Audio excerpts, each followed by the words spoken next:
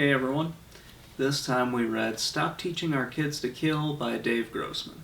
So there's a lot of misinformation in this book that's basically here to try to scare you.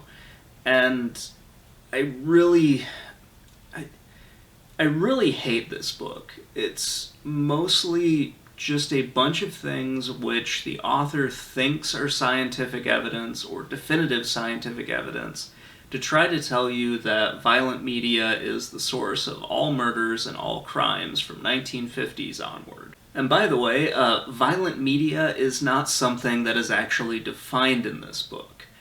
I'll get more into that later, but it's one of the many things that David just doesn't bother to tell the people that are reading this. It's really annoying. So the sources for this book are kind of confusing.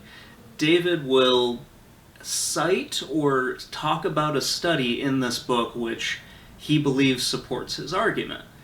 The problems are, when you look at his sourcing, he's not actually citing the study, he's citing an article about the study.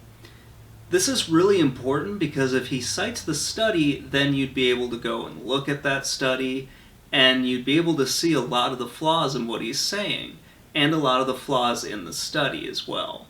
By just citing the article, it sort of adds that layer onto it where you would need to go find the article, and then you would need to go find the study that the article is talking about. It just sort of adds that extra layer of work that a lot of people probably aren't going to do, and I have a strange feeling David is counting on people not actually fact-checking him. What would have made this more impactful is if David gave you a counter-study that he disagrees with, and maybe attacked parts of that study. That would have actually done something. It would have, given some actual proof. Instead, David just says there's overwhelming scientific evidence to support his belief that violent media, violent video games are bad. This is not the actual case. When these studies are presented to you, you get no information about them, and it's just infuriating that he thinks he has this overwhelming amount of scientific fact with him when he absolutely does not. So I really want to get more into these studies here. I mentioned that he is presenting them as definitive fact when they are not, but there's more to it than that. You are not given the conditions of the studies, you're not given if there is a gender bias in the study. That's not given to you. You're not being told what the aggressive behavior these studies were, measuring is actually defined as. You're not being told what they defined a violent video game as. Because the violent video games from studies in the 1980s are going to be very different from the 90s and in the 2000s. You're not given the dropout rates for these studies, if everyone stayed in the study for the length of it. You're not being told a lot of other things about these studies.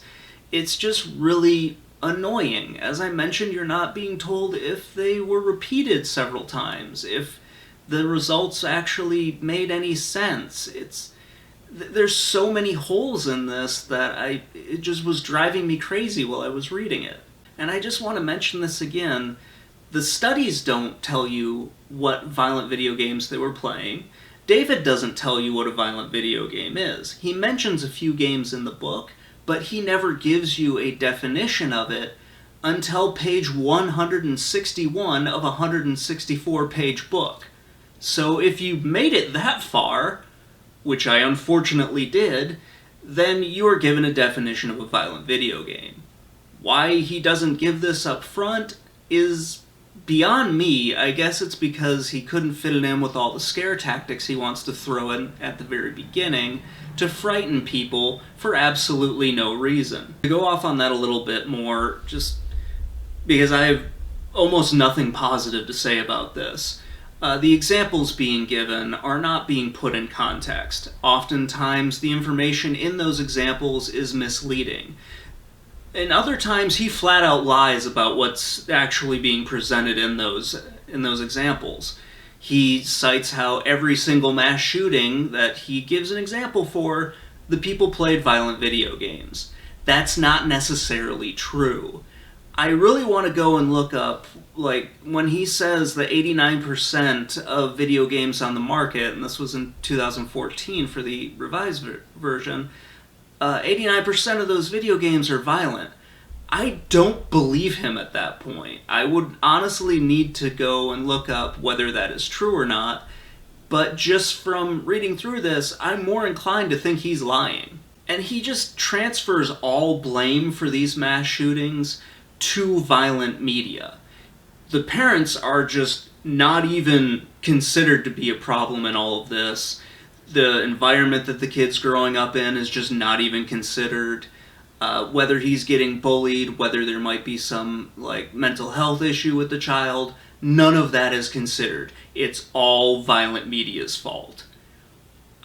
This is just stupid. Like, just 100% stupid. He specifically cites a few times in this where a child is being allowed to play a violent video game 18 hours a day. That's the parents' fault.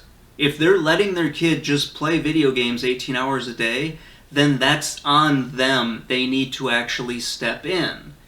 And he just seems to not care about that until his conclusion, which is just, well, one of his conclusions, not all of them. But still, it's like, why do you think everything is the media's fault and none of it is on the parents or the kid's friends or anything like that? The only thing that I agree with him on is in the last chapter of this book, where he talks about how parents need to take a more active role in their children's life. This should have been the entire goddamn book, but no, it's in his last chapter.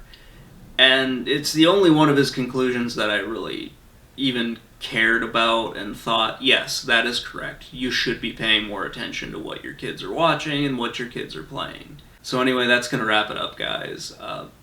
I want to apologize to you for getting upset about this.